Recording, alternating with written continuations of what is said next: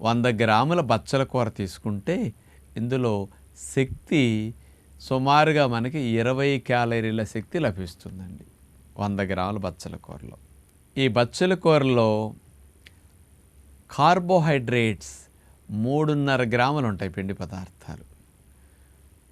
మాంసకృతులు 2 గ్రాములు ఉంటాయి. కొవ్వులు 0.3 గ్రామ్స్ అంటే లేనట్లెక్కి. ముఖ్యంగా ఇందులో ఫైబర్ 2 గ్రాములు ఉంటుంది.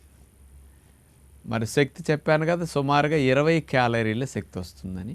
ఇందులో ముఖ్యంగా ఫోలేట్ 104 మైక్రోగ్రామ్స్ ఉంటుంది, అంటే ఫోలిక్ యాసిడ్ అన్నమాట.